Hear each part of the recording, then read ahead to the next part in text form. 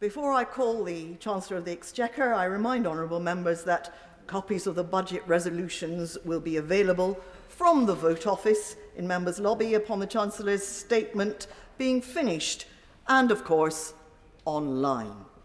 I also remind honourable members that interventions are not taken during the Chancellor's statement, nor during the replies of either the Leader of the Opposition or the Leader of the Scottish National Party. I also just mentioned that British Sign Language interpretation will continue until the end of the speech of the Leader of the Scottish National Party, and it's available to watch, quick advert here, on parliamentlive.tv. Mr. Chancellor of the Exchequer. Madam Deputy Speaker, a year ago, in my first budget, I announced our initial response to coronavirus. What was originally thought to be a temporary disruption to our way of life has fundamentally altered it. People are still being told to stay in their homes. Businesses have been ordered to close. Thousands of people are in hospital. Much has changed, but one thing has stayed the same. I said I would do whatever it takes. I have done, and I will do so. We have announced over £280 billion of support, protecting jobs, keeping businesses afloat, helping families get by. Despite this unprecedented response, the damage coronavirus has done to our economy has been acute. Since March, over 700,000 people have lost their jobs. Our economy has shrunk by 10%, the largest fall in over 300 years. Our borrowing is the highest it has been outside of wartime. It's going to take this country and the whole world a long time to recover from this extraordinary economic situation. But we will recover. This budget meets the moment with a three-part plan to protect the jobs and livelihoods of the British people. First, we will continue doing whatever it takes to support the British people and businesses through this moment of crisis. Second, once we are on the way to recovery, we will need to begin fixing the public finances, and I want to be honest today about our plans to do that. And third, in today's budget, we begin the work of building our future economy. Madam Deputy Speaker, today's forecasts show that our response to coronavirus is working. The Prime Minister last week set out our cautious but irreversible roadmap to ease restrictions whilst protecting the British people. The NHS, deserving of immense praise, has had extraordinary success in vaccinating more than 20 million people across the United Kingdom. And combined with our economic response, one of the most comprehensive and generous in the world, this means the Office for Budget Responsibility are now forecasting, in their words, a swifter and more sustained recovery than they expected in November. The OBR now expect the economy to return to its pre-COVID level by the middle of next year, 6 months earlier than previously thought. That means growth is faster, unemployment lower, wages higher, investment higher, household incomes higher. But while our prospects are now stronger, coronavirus has done and is still doing profound damage. And today's forecasts make clear repairing the long-term damage will take time. The OBR still expect that in 5 years' time, because of coronavirus, our economy will be 3% smaller than it would have been. Before I share the detail of the OBR's forecast, let me thank Richard Hughes and his team for their work. The OBR forecast that our economy will grow this year by 4%, by 7.3% in 2022, then 1.7, 1.6 and 1.7% in the last 3 years of the forecast. And the OBR have said that our interventions to support jobs have worked. In July last year, they expected unemployment to peak at 11.9%. Today, because of our interventions, they forecast a much lower peak, 6.5%. That means 1.8 million fewer people are expected to be out of work than previously thought. But every job lost is a tragedy, which is why protecting, creating and supporting jobs remains my highest priority. So, Madam Deputy Speaker, let me turn straight away to the first part of this budget's plan to protect the jobs and livelihoods of the British people through the remaining phase of this crisis.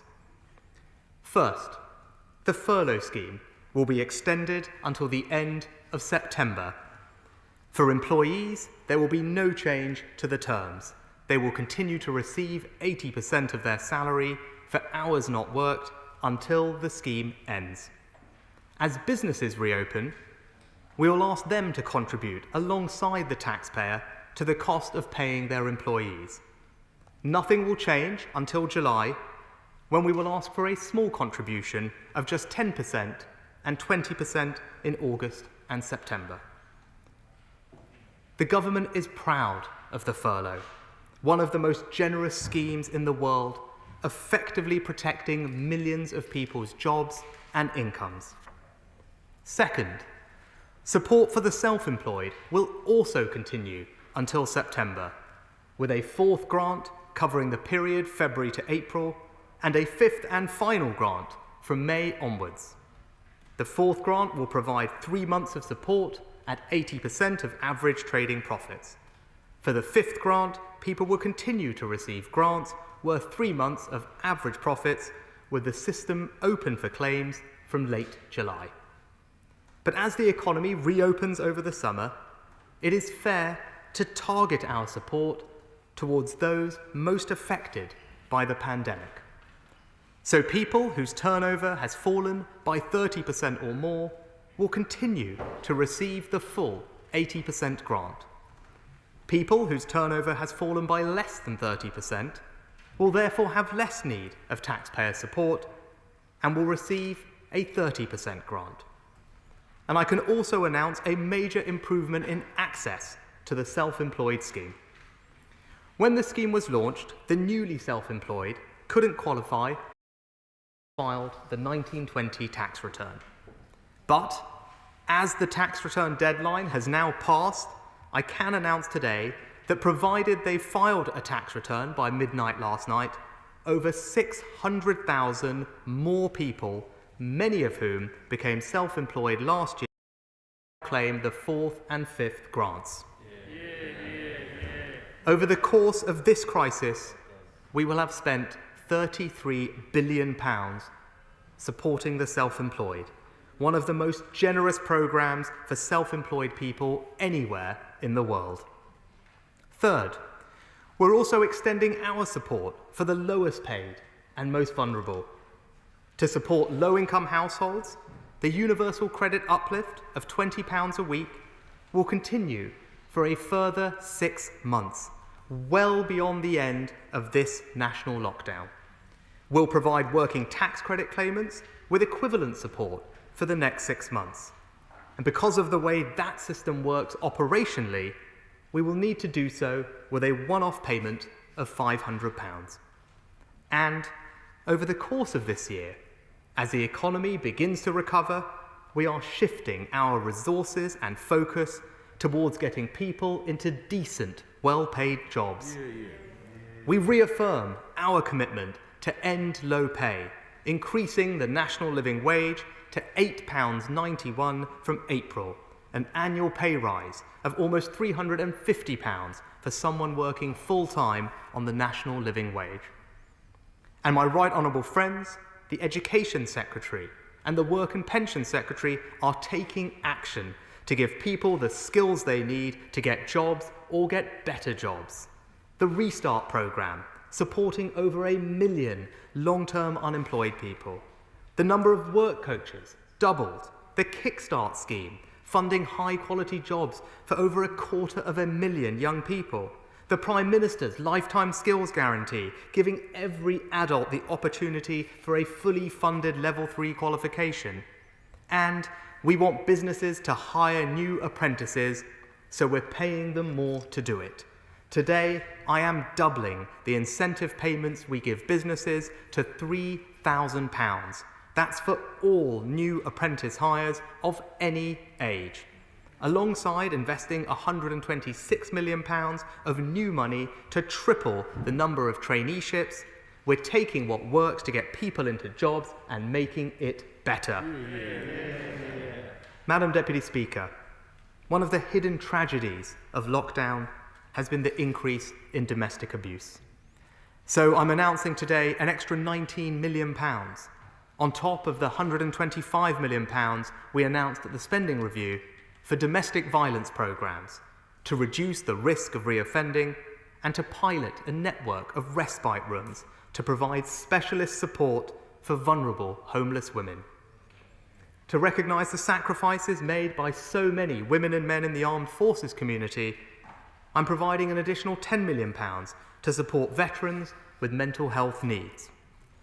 And on current plans, the funding to support survivors of the thalidomide scandal runs out in 2023. They deserve better than to have constant uncertainty about the future costs of their care.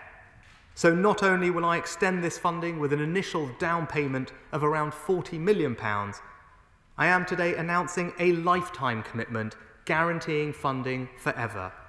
And let me thank the Thalidomide Trust and the Honourable Member for North Dorset for their leadership on this important issue. As well as supporting people's jobs, incomes, the lowest paid and most vulnerable, this budget also protects businesses. We've been providing businesses with direct cash grants through the recent restrictions. These grants come to an end in March. I can announce today that we will provide a new Restart grant in April to help businesses reopen and get going again. Non-essential retail businesses will open first, so they will receive grants of up to £6,000 per premises. Hospitality and leisure businesses, including personal care and gyms, will open later or be more impacted by restrictions when they do, so we'll give them grants of up to £18,000.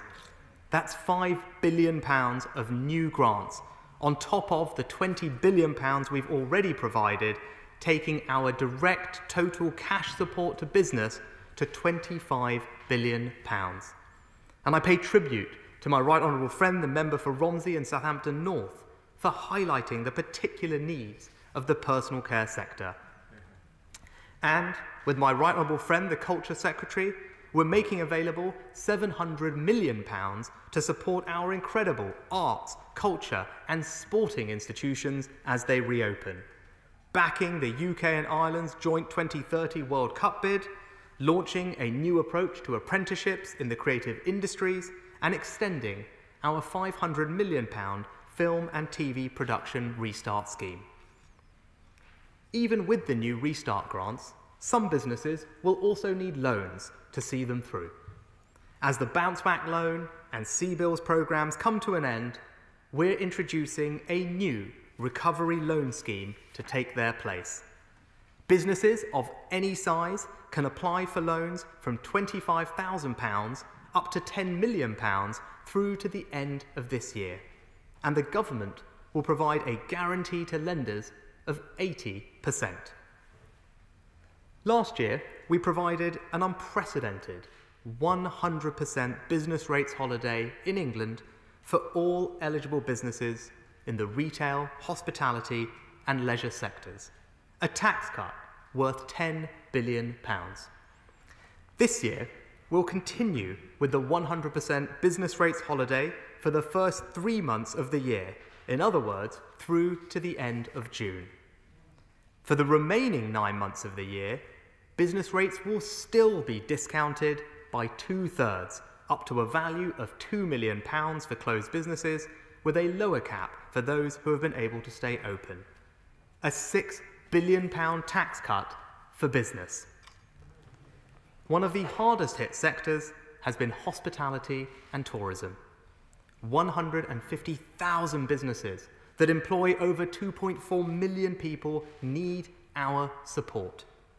To protect those jobs, I can confirm that the 5% reduced rate of VAT will be extended for 6 months to the 30th of September. And even then, we won't go straight back to the 20% rate. We'll have an interim rate of 12.5% for another 6 months, not returning to the standard rate until April of next year. In total, we're cutting VAT next year by almost £5 billion. Madam Deputy Speaker, the housing sector supports over 500,000 jobs. The cut in stamp duty I announced last summer has helped hundreds of thousands of people buy a home and supported the economy at a critical time. But due to the sheer volume of transactions we're seeing, many new purchases won't complete in time for the end of March.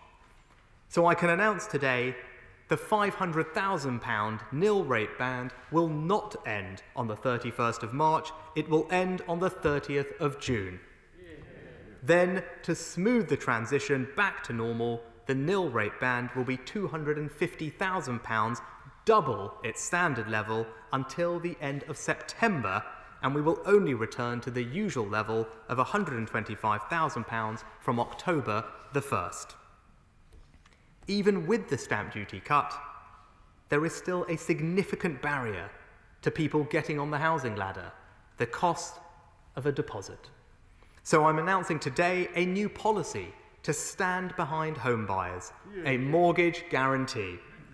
Lenders who provide mortgages to home buyers who can only afford a 5% deposit will benefit from a government guarantee on those mortgages. And I'm pleased to say that several of the country's largest lenders, including Lloyds, NatWest, Santander, Barclays and HSBC, will be offering these 95% mortgages from next month, and I know more, including Virgin Money, will follow shortly after. A policy that gives people who can't afford a big deposit the chance to buy their own home. As the Prime Minister has said, we want to turn generation rent into generation buy. So, Madam Deputy Speaker, the furlough extended to September. Self-employed grants extended to September. Universal credit uplift extended to September. More money to tackle domestic violence. Bigger incentives to hire apprentices. Higher grants to struggling businesses. Extra funds for culture, arts and sport. New loan schemes to finance businesses. Kickstart, restart, a lifetime skills guarantee. Business rates cut. VAT cut, stamp duty cut, and a new mortgage guarantee, the first part of a budget that protects the jobs and livelihoods of the British people. And, Madam Deputy Speaker, as you can see, we're going long, extending our support well beyond the end of the roadmap to accommodate even the most cautious view about the time it might take to exit the restrictions. Let me summarise for the House the scale of our total fiscal response to coronavirus. At this budget, we are announcing an additional £65 billion of measures over this year and next to support the economy in response to coronavirus.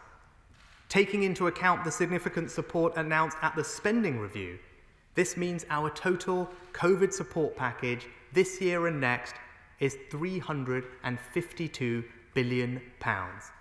And once you include the measures announced at spring budget last year, including the step change in capital investment, total fiscal support from this government over this year and next amounts to £407 billion. Coronavirus has caused one of the largest, most comprehensive and sustained economic shocks this country has ever faced. And by any objective analysis, this government has delivered one of the largest, most comprehensive and sustained responses this country has ever seen. So, Madam Deputy Speaker, we're using the full measure of our fiscal firepower to protect the jobs and livelihoods of the British people. But the damage done by coronavirus, combined with a level of support unimaginable only 12 months ago, has created huge challenges for our public finances. The OBR's fiscal forecasts show that this year we have borrowed a record amount, £355 billion. That's 17% of our national income, the highest level of borrowing since World War II. Next year, as we continue our unprecedented response to this crisis, borrowing is forecast to be £234 billion, 10.3% of GDP, an amount so large it has only one rival in recent history, this year. Without corrective action, borrowing would continue at very high levels, leaving underlying debt rising indefinitely. Instead, because of the steps I am taking today, borrowing falls to 4.5% of GDP in 22-23, 3.5% in 23-24, then 2.9% and 2.8% in the following 2 years.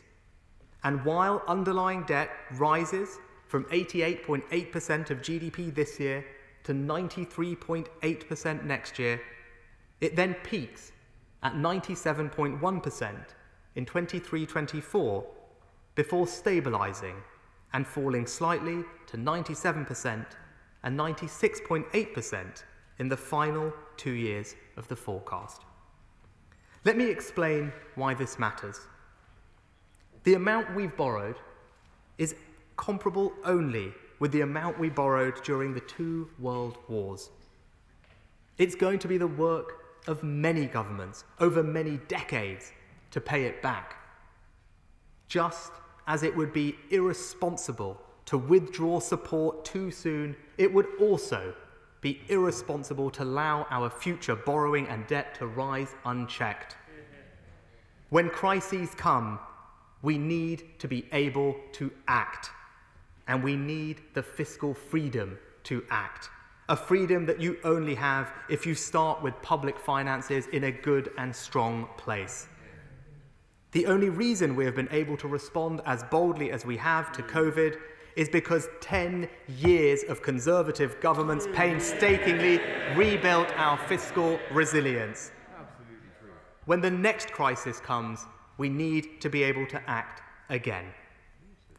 And while our borrowing costs are affordable right now, interest rates and inflation may not stay low forever, and just a 1 percentage point increase in both would now cost us over £25 billion. And as we have seen in the markets over the last few weeks, sovereign bond yields can rise sharply. This budget is not the time to set detailed fiscal rules with precise targets and dates to achieve them by. I don't believe that would be sensible. But I do want to be honest about what I mean by sustainable public finances and how I plan to achieve them. Our fiscal decisions are guided by 3 principles. First, while it is right to help people and businesses through an acute crisis like this one, in normal times, the state should not be borrowing to pay for everyday public spending. Second, over the medium term, we cannot allow our debt to keep rising. And given how high our debt now is, we need to pay close attention to its affordability. And third, it is sensible to take advantage of lower interest rates to invest in capital projects that can drive our future growth. So the question is, how we achieve that, how we balance the extraordinary support we are providing to the economy right now with the need to begin the work of fixing our public finances. I have and always will be honest with the country about the challenges we face. So I'm announcing today 2 measures to begin that work. Let me take each in turn. Madam Deputy Speaker, our response to coronavirus has been fair, with the poorest households benefiting the most from our interventions. And our approach to fixing the public finances will be fair too, asking more of those people and businesses who can afford to contribute and protecting those who cannot. So this government is not going to raise the rates of income tax, national insurance or VAT. Instead, our first step is to freeze personal tax thresholds. We've nearly doubled the income tax personal allowance over the last decade, making it the most generous of any G20 country. We will, of course, deliver our promise to increase it again next year to £12,570, but we will then keep it at this more generous level until April 2026. The higher rate threshold will similarly be increased next year to £50,000 270, and will then also remain at that level for the same period. Nobody's take-home pay will be less than it is now as a result of this policy. But I want to be clear with all members that this policy does remove the incremental benefit created had thresholds continued to increase with inflation. We are not hiding it. I am here explaining it to the House, and it is in the budget document in black and white. It is a tax policy that is progressive and fair. And I will also maintain at their current levels until April 2026 the inheritance tax thresholds, the pensions lifetime allowance, the annual exempt amount in capital gains tax, and for 2 years from April 2022, the VAT registration threshold, which at £85,000 will remain more than twice as generous as the EU and OECD averages. We'll also tackle fraud in our COVID schemes with £100 million to set up a new HMRC task force of around 1,000 investigators, as well as new measures and new investment in HMRC to clamp down on tax avoidance and evasion. The full details are set out in the Red Book. Madam Deputy Speaker, the government is providing businesses with over £100 billion of support to get through this pandemic. So it is fair and necessary to ask them to contribute to our recovery. So the second step I am taking today is that in 2023, the rate of corporation tax paid on company profits will increase to 25%. Even after this change, the United Kingdom will still have the lowest corporation tax rate in the G7, lower than the United States, Canada, Italy, Japan, Germany, and France. We're also introducing some crucial protections. First, this new higher rate won't take effect until April 2023, well after the point when the OBR expect the economy to have recovered. And even then, because corporation tax is only charged on company profits, any struggling business will, by definition, be unaffected. Second, I'm protecting small businesses with profits of £50,000 or less by creating a small profits rate maintained at the current rate of 19%. This means around 70% of companies, 1.4 million businesses, will be completely unaffected. And third, we will introduce a taper above 50,000 so that only businesses with profits of £250,000 or greater will be taxed at the full 25% rate. That means only 10% of companies will pay the full higher rate. So yes, it's a tax rise on company profits, but only on the larger, more profitable companies, and only in 2 years' time. And I wanted to announce this now because I think for business, certainty matters.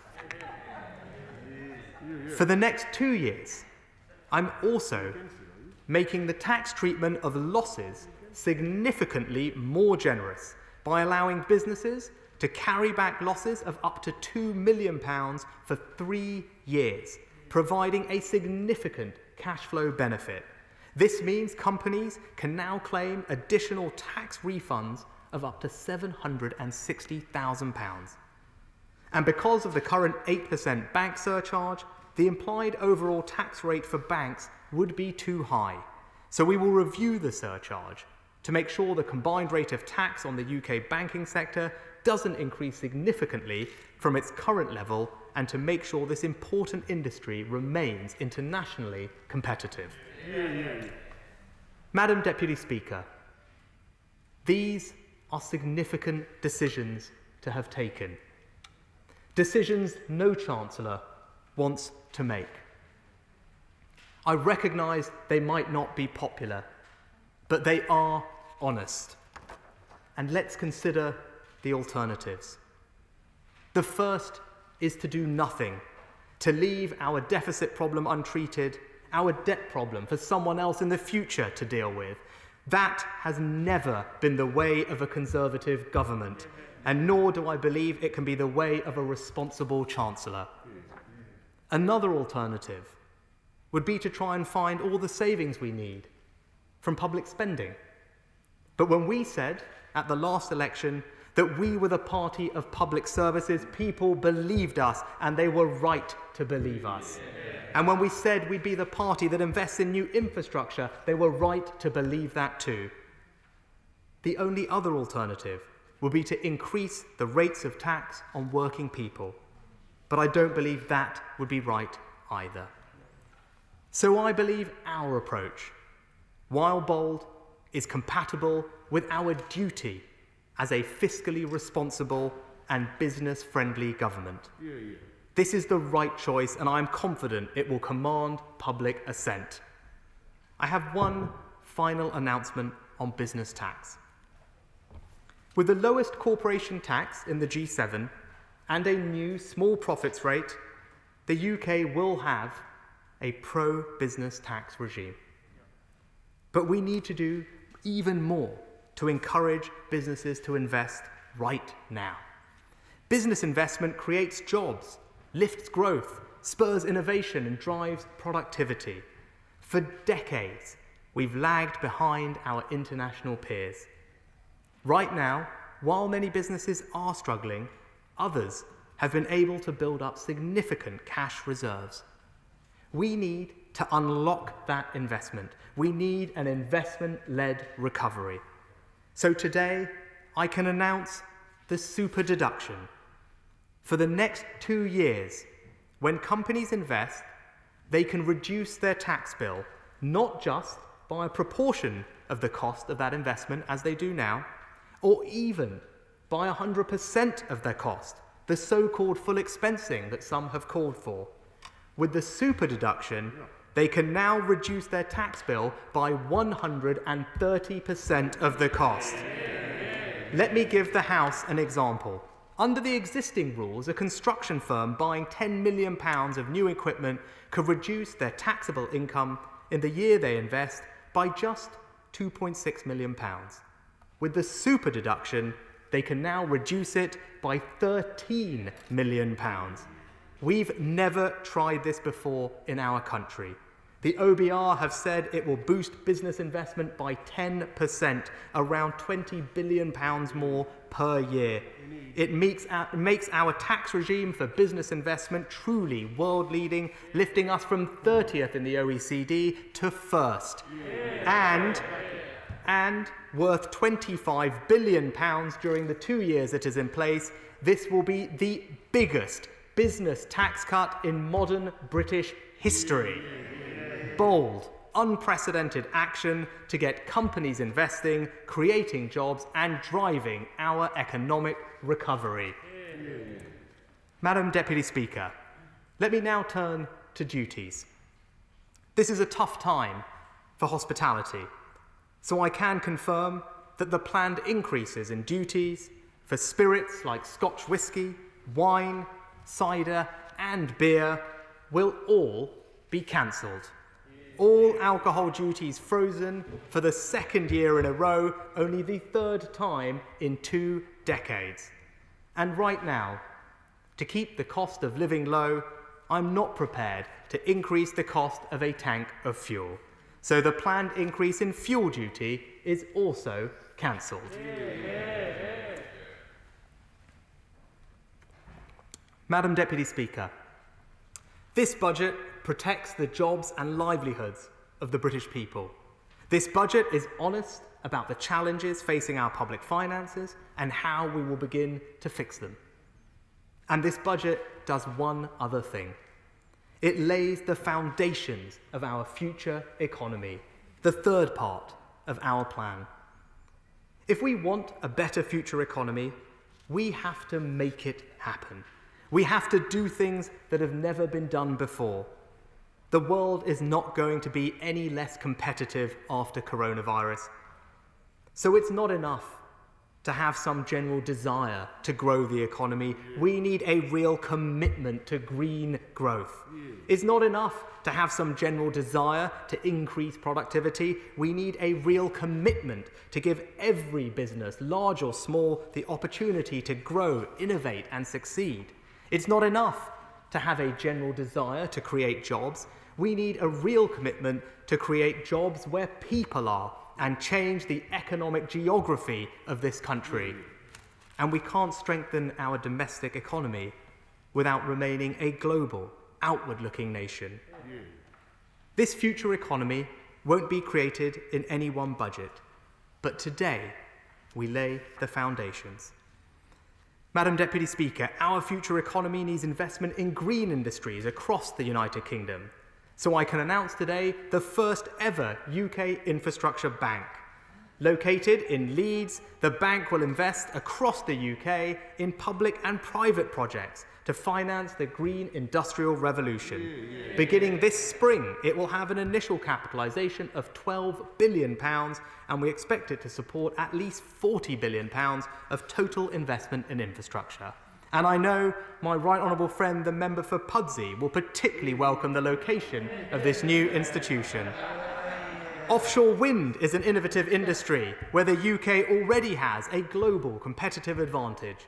So we're funding new port infrastructure to build the next generation of offshore wind projects in Teesside and Humberside. And in November, I announced we would launch a world-leading sovereign green bond. Today, we're going further, announcing a new retail savings product to give all UK savers the chance to support green projects, as my right honourable friend, the member for North East Bedfordshire, has campaigned for. We've also asked Dame Clara First to establish a new group to position the city as the global leader for voluntary, high-quality carbon offset markets, and underpinning all of this will be an updated monetary policy remit for the Bank of England. It reaffirms their 2% target, but now it will also reflect the importance of environmental sustainability and the transition to net zero. Madam Deputy Speaker, our future economy will also address our productivity problem and support small business. Too often, smaller firms don't have the time or resources to acquire the extra skills and training they need to be more efficient, more digital, and more productive. Thanks to Be the Business, we have made a good start at supporting these firms. Today, the Business Secretary and I are going further with a new set of UK-wide schemes, Help to Grow. First, Help to Grow management will help tens of thousands of small and medium-sized businesses get world-class management training. Dozens of business schools across the UK will offer a new executive development programme with mentoring and peer learning, and government will contribute 90% of the cost. A real commitment to learn more, make more, and earn more. Second, Help to Grow digital. With the pandemic, many businesses have moved online. This has been a challenge, but we want to turn it into an opportunity. We're going to help small businesses develop digital skills by giving them free expert training and a 50% discount on new productivity-enhancing software worth up to £5,000 each. Both programmes will commence by the autumn, and I'd urge interested businesses to register today on gov.uk/help to grow. A real commitment to help over 100,000 businesses become more innovative, more competitive, and more profitable. Madam Deputy Speaker, a future economy requires us to be at the forefront of the next scientific and technological revolutions. Becoming a scientific superpower is something we can be. I don't think that's hubristic or unrealistic.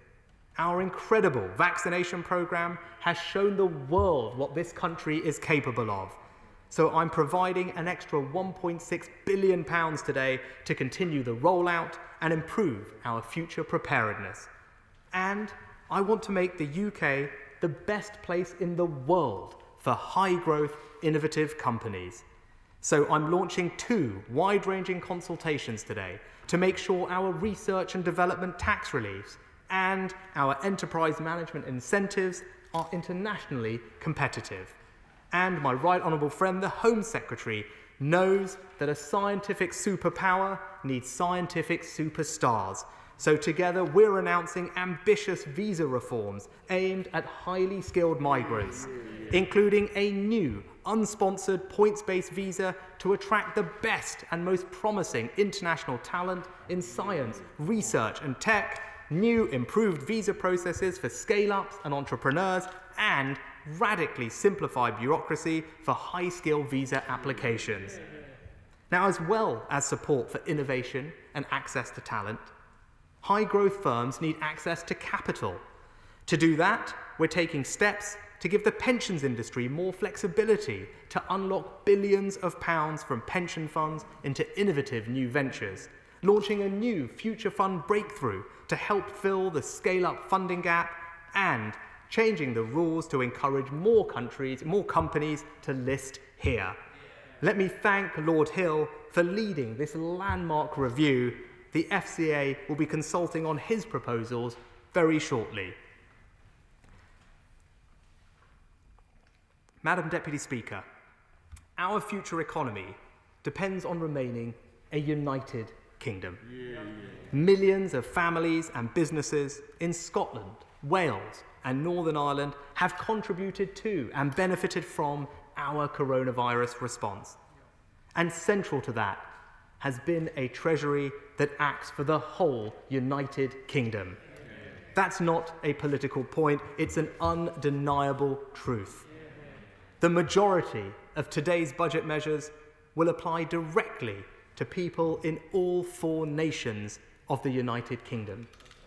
And I'm taking further specific steps with 3 accelerated Scottish city and growth deals in Ayrshire, Argyll and Bute and Falkirk, 3 more in North Wales, Mid Wales and Swansea Bay, and funding for the Holyhead Hydrogen Hub, the Global Centre of Rail Excellence in Neath-Port Talbot, the Aberdeen Energy Transition Zone, as well as the Global Underwater Hub and North Sea Transition Deal, along with the first allocations of the £400 million New Deal for Northern Ireland.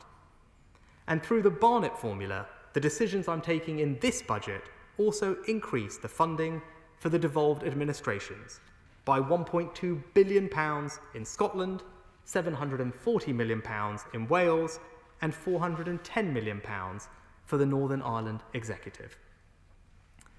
And Madam Deputy Speaker, our future economy demands a different economic geography. If we are serious about wanting to level up, that starts with the institutions of economic power. Few institutions are more powerful than the one I am enormously privileged to lead, the Treasury. Along with the other critical economic departments, including BEIS, DIT and MHCLG, we will establish a new economic campus in Darlington. And I know my honourable friend, the member for Darlington, will particularly welcome this announcement. Redrawing our economic map means rebalancing our economic investment. I have already revised the Treasury's Green Book and set out the highest sustained levels of public investment across the UK since the 1970s. But we can go further. I am announcing today over £1 billion for 45 new towns deals, from Castleford to Clay Cross, Rochdale to Rowley Regis, and Whitby to Wolverhampton. And let me pay tribute to local leaders like the brilliant Mayor for the West Midlands, Andy Street, who are making the case for investment in their area.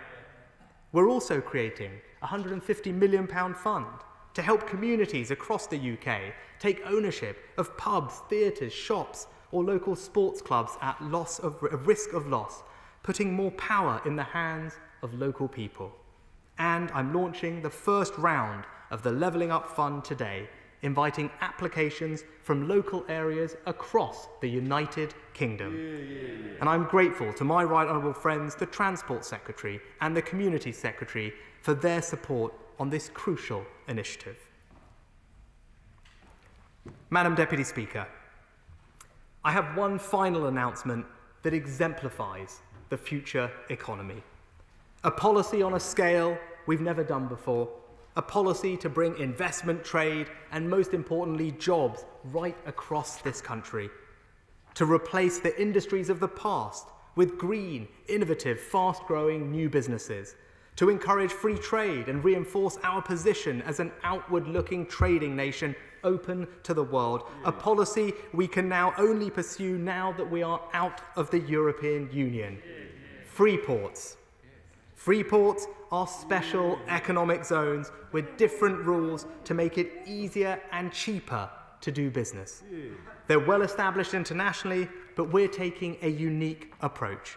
Our free ports will have simpler planning to allow businesses to build, infrastructure funding to improve transport links, cheaper customs with favourable tariffs, VAT or duties, and lower taxes with tax breaks to encourage construction, private investment and job creation. An unprecedented economic boost across the United Kingdom. Free ports will be a truly UK-wide policy, and we will work constructively with the Scottish, Welsh and Northern Irish administrations. Today, I can announce the 8 free port locations in England. East Midlands Airport, Felixstowe and Harwich, Humber, Liverpool City Region, Plymouth, Solent, Thames and Teesside. 8 new free ports in 8 English regions, unlocking billions of pounds of private sector investment, generating trade and jobs up and down the country.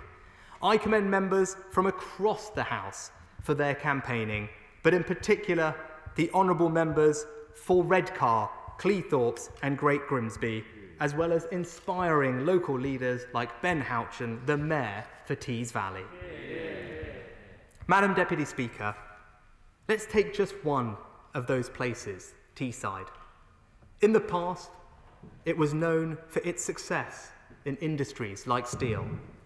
Now, when I look to the future of Teesside, I see old industrial sites being used to capture and store carbon, vaccines being manufactured, offshore wind turbines creating clean energy for the rest of the country, all located within a free port with a treasury just down the road and the UK Infrastructure Bank only an hour away. I see innovative, fast-growing businesses hiring local people into decent, well-paid green jobs. I see people designing, manufacturing and exporting incredible new products and services. I see people putting down roots in places they are proud to call home. I see a people optimistic and ambitious for their future. That, Madam Deputy Speaker, is the future economy of this country. And so, whilst this last year has been a test unlike any other, that which we are, we are. The fundamentals of our character as a people have not changed. Still determined, still generous, still fair. That's what got us through the last year. It's what will guide us through the next decade and beyond. This time last year, we set out to deliver on the promises we made to the British people. But the most important promise was implicit and in truth is made by every government, irrespective of their politics. And that is to do what must be done when the danger is imminent and when no one else can. Today, we set out a plan to protect the jobs and livelihoods of the British people. But the promises that underpin that plan remain unchanged from those we pledged ourselves to 12 long months ago. To unite and lead, to level up, to create a world-class education system, to keep our streets safe, to keep our NHS strong, to support the most vulnerable, to reform and improve public services, to grow the economy, to spread prosperity, to extend the awesome power of opportunity to all corners of the United Kingdom, and yes, to be honest and fair in all that we do. Madam Deputy Speaker, an important moment is upon us. A moment of challenge and of change. Of difficulties, yes, but of possibilities too. This is a budget that meets that moment, and I commend it to the House. Yeah.